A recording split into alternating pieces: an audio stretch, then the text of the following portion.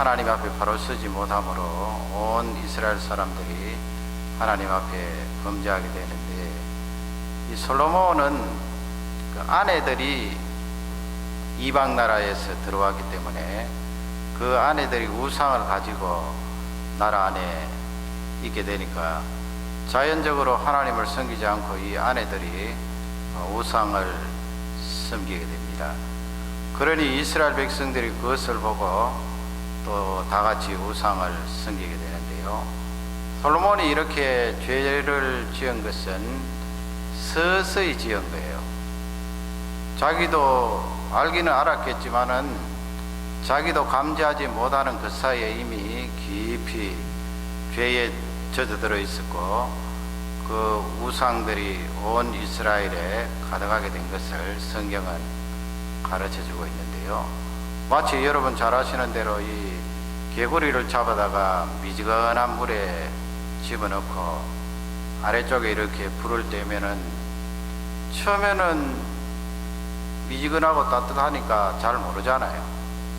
그러나 이 열이 계속해서 가열이 되고 물이 뜨거워짐에도 불구하고 자기는 잘 모르는 거예요. 나중에는 이제 물이 뜨거워지면 이제 죽게 되는 거지요.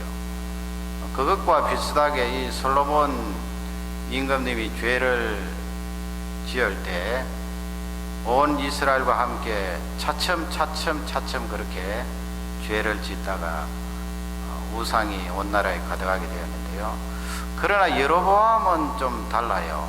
여로보암은 이 솔로몬하고 다른데 1절 말씀에 보면은 여로보암의 아들 아비야라는 이 왕자가 병이 들었다고 그렇게 기록을 하고 있는데, 하나님께서 우연하게 이렇게 아들에게 병을 주신 것이 아니고 여러 번 경고하시는 경고의 메시지겠지요.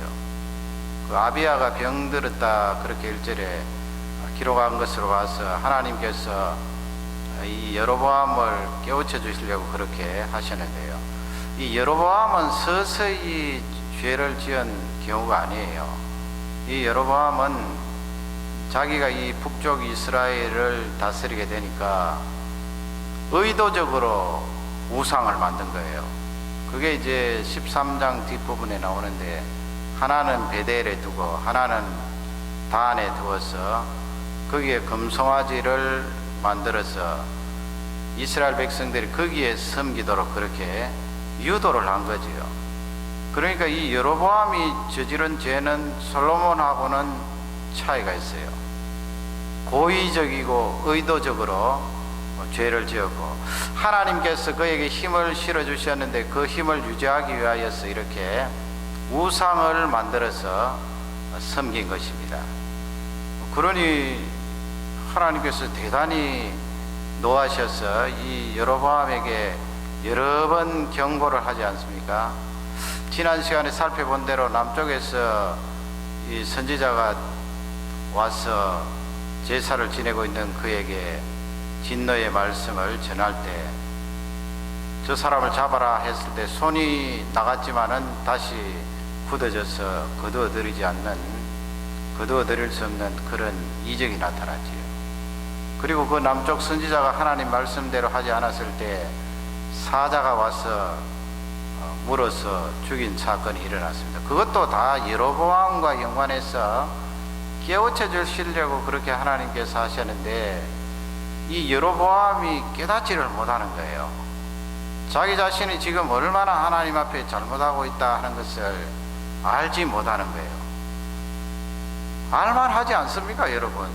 하나님의 율법을 잘 알고 있는 여로보암, 또 이스라엘 백성들을 다스리는 여로보암, 알만한데 성경 말씀은 잘 깨닫지 못하고 알지 못한다는 것을 기록하고 있는데, 그러니까 1절 말씀에 왕자를 하나님께서 치셔서 병이 드니까 2절 말씀에 가면 왕비를 불러서 당신 이제 옷을 갈아입고 왕비처럼 행세하지 말고 변장을 하여서 일반 백성들처럼 그렇게 꾸미고 저 실로에 있는 아히야라고 하는 선지자에게 가라 그렇게 했어요. 그 이유는 아히야라는 이 선지자가 여로보암이 나라를 다스리기 전에 예언을 했거든요. 옷을 찢어서 10조각 주면서 네가 장차 이스라엘의 10지파를 다스리겠다 예언을 했기 때문에 이 여로보암이 아이야가 하나님의 말씀을 전해주리라 하는 것을 알고 있었어요. 그러기에 아들이 병들어서 시름시름 하니까 이 왕비를 보내는데 변장을 해서 이제 내려보내는 거예요. 3절 말씀에 가면은 뭐 떡 10덩어리 가지고 과자도 가지고 또 꿀 한 병 가지고, 원래 뭐 왕비가 오면은 더 거창하게 선물을 하겠습니다만은 서민으로 그렇게 변장을 했으니까 간단한 선물을 가지고 이제 선지자에게 내려보내는 내용이 나와 있습니다. 그러면서 이제 이 3절 말씀에 가면은 그런 말을 해요. 당신이 아이야 선지자 앞에 가면은 그 아이야 선지자가 이 아이가 왕자가 어떻게 될지 말해줄 것이다 그랬어요. 그러니까 지금 이 여로보암은 결과를 기다리는 거죠. 잘라서 말씀드리면 내 아들이 죽을 것인가 살 것인가 그걸 지금 알고자 하는 거예요. 하나님께서는 이 아들을 치셔서 여로보암이 돌아오기를 기다리셨는데 이 아들이 죽을 것인가 살 것인가 그것을 알기 위해서 아내를 보낸 거예요. 그러니까 이 사람은 깨닫지 못하는 사람이에요. 자기가 지금 어느 선에 있고 하나님 앞에 얼마나 잘못하고 있다 하는 것을 알지 못하는 사람이에요. 깨닫지 못하고 알지 못하는 여로보암. 그러니까 결과만 알고 싶어 하잖아요. 깨달을 수 있는 사람 같으면 뭐라고 이야기를 하겠어요? 당신 선지자 앞에 가서 그 선지자에게 한번 물어봐라. 왜 내 아들이 이렇게 병들어서 시름시름 하는지, 내가 어떻게 하면 이 아들을 낫게 할 수 있는지, 저 아들을 살릴 수 있는지 그걸 한번 물어봐라. 그렇게 했더라면 아이야 선지자가 그 부분에 대해서 말씀을 주실 것 아니에요. 그러나 이 왕은 결과만 기다린 거예요. 아이가 죽을런지 살런지 그것을 알아가지고 오너라. 그래서 오늘 이 말씀은 하나님 아버지, 나 자신이 말씀을 받을 때나 언제든지 나를 알고 깨달을 수 있는 은혜를 주십시오. 내가 내 자신을 아는 것처럼 느껴지지만 사실은 잘 모릅니다. 여러분, 우리가 가장 모르는 존재가 나예요. 더욱이 하나님께서 나에게 말씀을 주시는데 항상 내 속에 방어벽이 있어서 합리화하고 방어해버리고 하니까 하나님의 말씀이 떨어짐에도 불구하고 물리쳐버리고, 그러니 내가 무슨 말을 하고 있는지, 지금 믿음의 말을 하고 있는지 믿음 아닌 말을 하고 있는지, 믿음의 생각을 하고 있는지 믿음 아닌 생각을 하고 있는지 잘 모른다니까요. 잘 모르기에 오늘 이렇게 나와서 예배를 드리고 이런 여로보암과 같은 말씀을 통하여서 하나님 나를 깨닫게 해주십시오 기도하고 간구하며 말씀을 구해야 되지요. 하나님께서 오늘도 이 말씀을 통하여 우리 모두가 늘 잘 깨닫고 하나님 앞에 민감한 영성으로 나아가기를 주님의 이름으로 축원합니다. 두 번째는 이제 죄의 심각성인데, 깨닫는다 할 때는 죄와 연관이 있지 않습니까? 지금 죄의 심각성을 지적하고 있거든요. 우리는 이미 예수 그리스도로 말미암아 구속함을 받았고 죄 용서를 받았어요.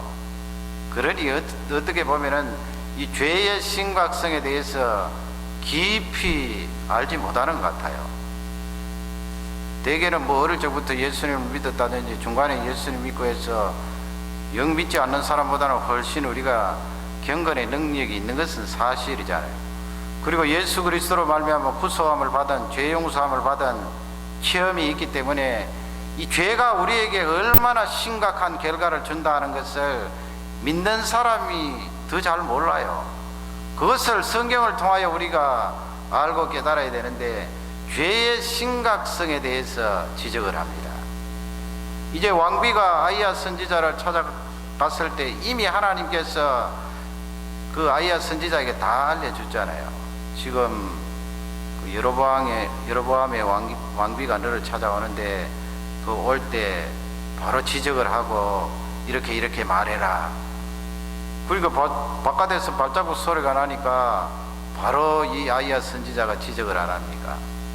여로보암의 아내임을 지적하고 들어라. 그래서 그에게 예언하는 내용이 이제 10절 이하에 쭉 나오고 있는데요. 그 11절 말씀에 가면 무시무시한 말씀이 나와요. 거기 보면은 그 여로보암에 속한 자가 성읍에서 죽으면 개들이 와서 먹을 것이다. 얼마나 무서워요. 그리고 들에서 죽으면 공중에 새들이 와서 먹을 것이다. 시신을 찾을 수가 없다는 거예요. 여로보암에게 소속된 친척들, 형제들, 가족들 다 그렇게 죽는다는 것입니다. 그리고 그 묘실에 묻히지 못한다는 것을 12절 13절 말씀에 이야기를 하는데, 12절 말씀은 그 왕자가 이제 죽을 것이다 그렇게 예언을 하는데, 네가 나를 만나서 이제 성읍으로 돌아가는데 성읍에 발을 디디는 순간 너의 아들도 죽으리라 그랬어요. 실제 나중에 그렇게 되었고요. 중요한 것은 13절 말씀인데, 13절 말씀 보면은 거기서 이 아이야 선지자가 예언을 하는데, 여로보암에 속한 자는, 그러니까 그 11절 말씀에 보충을 하는 거예요. 여로보암에게 속한 자는 그 선조들의 묘실에 묻히지 못한다고 그랬어요. 단지 이 왕자만 묘실에 묻힐 것이다 예언을 했어요. 그 이유는 뭐 장사를 지내는데 이스라엘 백성들이 왕자가 세상을 떠나니까 심히 슬퍼하고 예곡하면서 장사를 지낼 거 아니에요. 그 시신을 장지에다가 잘 안장을 하는데, 하나님께서 그렇게 여로보암 온 가문이 다 이렇게 시신이 묘 속으로 들어가지 못할 텐데, 그러나 이 왕자는 예외라는 거예요. 그 이유는 13절 하반절에 보면은 이 어린 왕자지만은 하나님께로 향한 선한 뜻을 품고 있다고 그랬어요. 그 어리지만은 이 왕자가 아버지와는 달리 하나님께 향한 그런 선한 뜻을 가지고 품고 있었기 때문에 하나님께서 이 왕자만큼은 묘실에 장사될 것이다 그랬는데, 여러분 그러면 한번 생각해 보시기 바랍니다. 하나님께서 저렇게 악한 가문에서 하나님을 사랑하고 하나님의 뜻을 품고 있는 왕자를 왜 죽이십니까? 왜 데리고 가십니까? 오래오래 두시면 좋지 않겠습니까? 그게 바로 죄의 심각성에 대해서 지적해 주는 거예요. 죄가 너무너무 심각하기 때문에 우리 사람이 죄 지으면 하나님 앞에 죽어요. 살 수가 없답니다. 죄를 가지고 어떻게 하나님 앞에 설 수 있어요? 그러니까 이 왕자를 하나님께서 일찍 데리고 가시는 것은 여로보암, 그러니까 아버지를 경고하는 메시지도 있지만은 왕자 자신에게 봐서는 너 나를 사랑하고 나의 뜻을 품고 있기 때문에 미리 데리고 가시겠다는 거예요. 이 왕자가 그냥 살아서 계속 나라를 다스리고 대를 이으면은 틀림없이 하나님이 생각하기를 이 왕자도 아버지의 길을 따라서 악을 행하고 우상을 섬길 수 있는 가능성이 있기 때문에 하나님께서 어릴 적에 데리고 가시는 거예요. 너 그렇게 해서 너희 아버지처럼 그렇게 죄짓고 우상 섬기고 방탕한 길로 걸어가면 멸망을 당할 텐데, 그렇게 되기 전에 내가 너를 사랑하기 때문에 데리고 간다는 거예요. 그것이 13절 말씀이기 때문에 우리에게 알려주시는 메시지는 죄에 대한 심각성을 말씀하는 거예요. 하나님을 사랑하는 자, 또 하나님께서 그를 사랑할 때 이렇게 죄 지을 가능성이 있으면 미리 하나님 품으로 데리고 가는 거예요. 그게 훨씬 낫지 않겠어요? 죄라는 것이 그토록 심각한 거예요. 요즘 뭐 한국에 보면은 프로축구 K리그라 그러죠. 이 K리그에서 성부 조작이라 그러죠.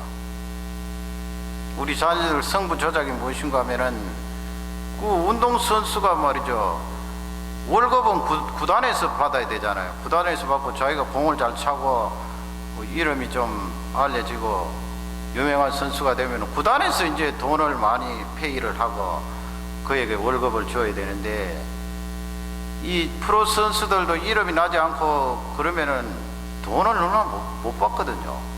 밥 먹고 살기도 힘들다고요. 몇 사람만 그렇게 유명하지 또 넉넉하게 생활을 하지, 사실은 절반 이하의 선수들이 힘들어요. 운동 선수들이. 그러니까 이 사람들이, 악한 사람들이 가까이 다가가서 꼬이는 거예요. 내가 너에게 상당한 돈을 줄 테니까 네가 그 경기를 할 때 헛발질을 좀 해라. 뭐 쉽게 말하면 그렇게 이야기한다는 거예요. 주로 이제 그 수비수나 말이죠. 또 공격수도 있겠죠. 공격수나. 그리고 골을 넣고 막는데 중요한 역할을 하는 사람이 골키퍼 아니에요. 골키퍼가 말이죠, 그냥 막을 수 있는 것도 한번 손을 비슷하게 갖다 대면 골이 들어가기 때문에 이 골키퍼를 잘 유혹을 하고요. 돈을 넉넉하게 줄 테니까 어느 경기에 헛발질을 해라. 점수를 조작하는 거예요. 이길 수 있는 경기를 골키퍼가 실수하는 척 하면서 골을 흘러버리니까 골인이 되고, 지금 그게 발각이 돼서 큰 문제가 되잖아요. 그 죄거든요. 왜 죄냐 하면은 사람들이 갬블을 하잖아요. 축구를 놓고 내가 A팀이 이기면 이렇게, 뭐 쉽게 말하면 돈을 걸겠다, B팀이 이기면 이렇게 돈을 걸겠다. 그래서 이긴 팀이, 진 팀이 건 돈을 가지고 간다고요. 그러면 인터넷상에서 그런 갬블을 시키는, 허가 내지 않고 갬블을 시키는 그런 웹사이트가 한국만 해도 거의 수백 개예요. 수백 개. 그 사람들이 돈을 많이 버리는데, 우리 달러로 바꾸면 한 40억 불, 4빌리언이에요. 엄청난 거 아니에요. 그러니 여러분, 거기에 돈을 많이 걸고 승부를 조작할 수 있잖아요. 축구 선수들에게 돈을 주고. 그 죄거든요. 인터넷상에서 그렇게 하는 것도 죄고, 거기에 걸려들어서 선수 생활을 마감하려고 그렇게 이 운동 선수가 열심히 하지 않고 헛발질하고, 이거 죄잖아요. 그리고 협회가 그것을 발견하면 그 선수는 영원히 이제 축구 선수로서는 끝나는 거예요. 그러니 축구 선수 끝나면은 감독도 못하지요, 코치도 못하지요. 밥을 어떻게 먹고 살아요? 운동에 드는 살아요. 그 내용을 보면서 주시는 메시지는 그냥 이 경기를 조작하는, 승부를 조작하는 그것도 죄에 대한 심각성을 알려주잖아요. 그 도덕성에 벌써 선수가 치명적인 손상을 입고 또 그의 장래도 완전히 망가지는 거예요.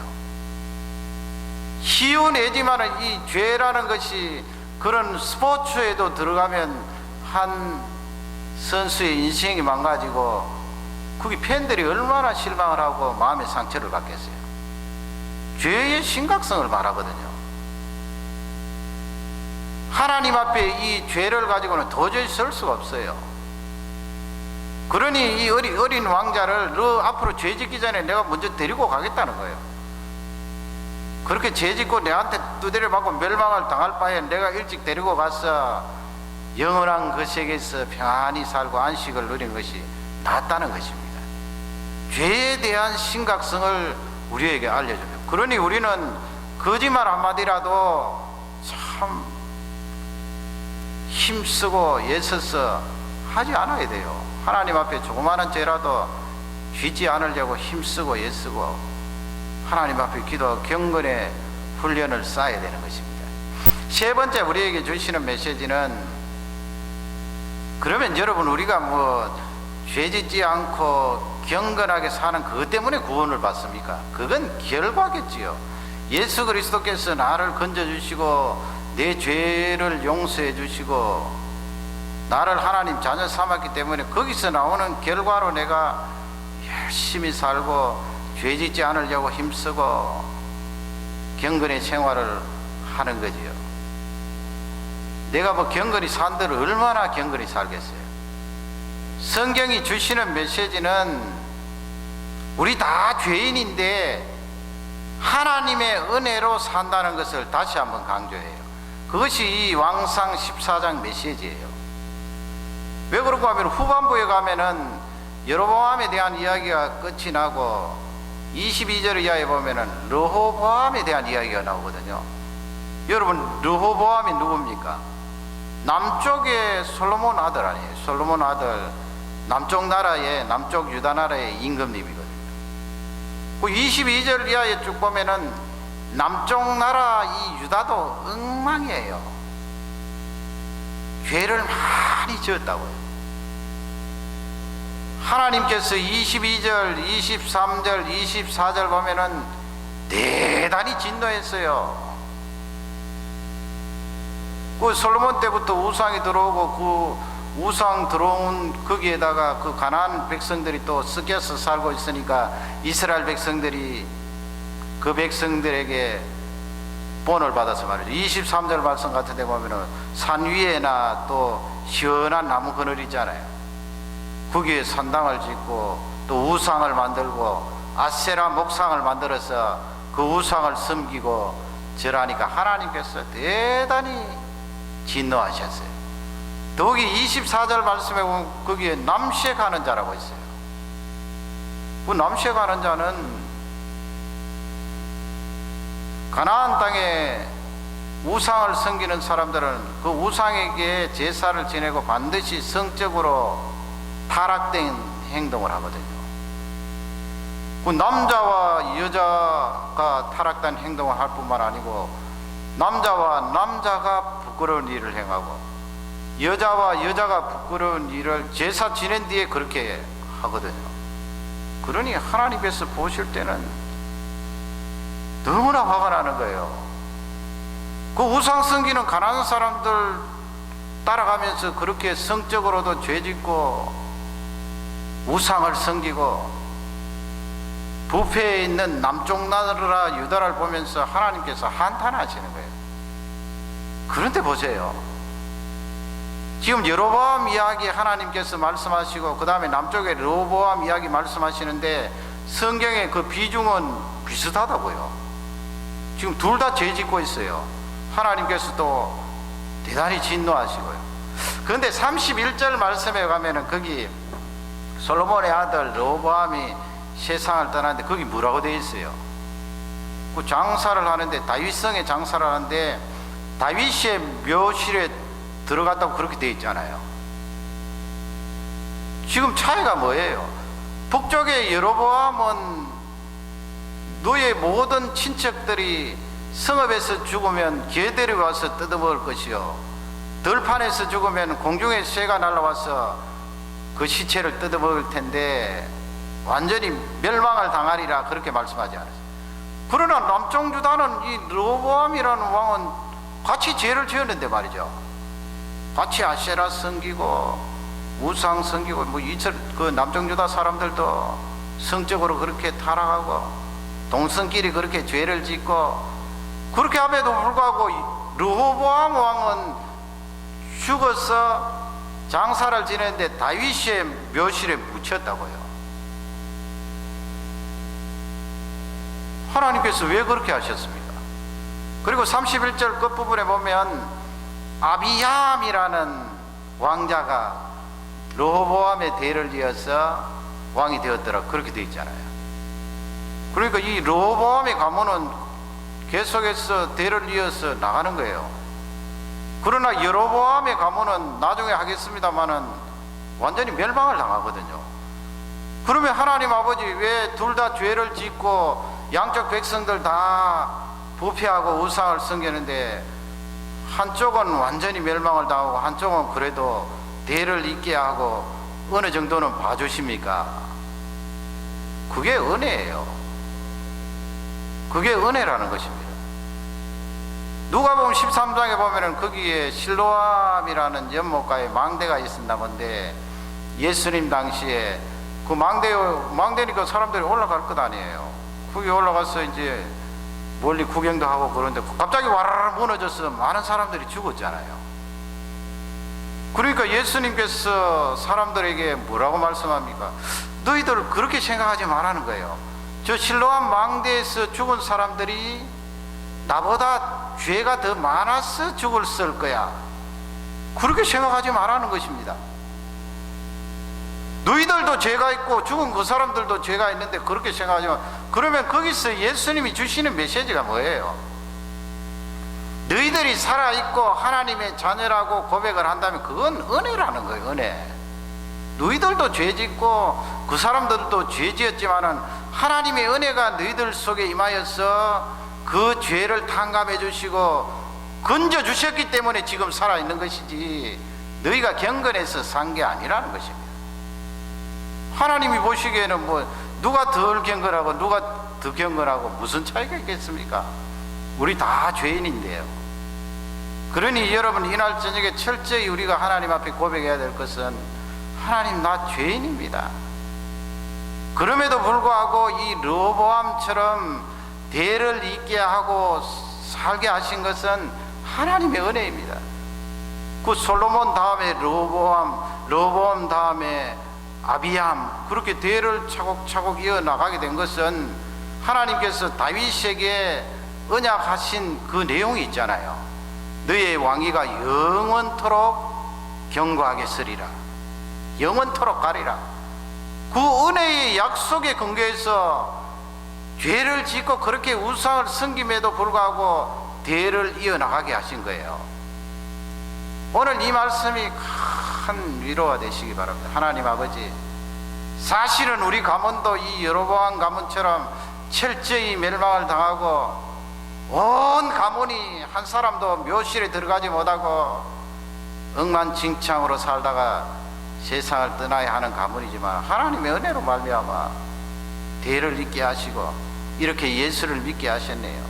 하나님의 은혜입니다.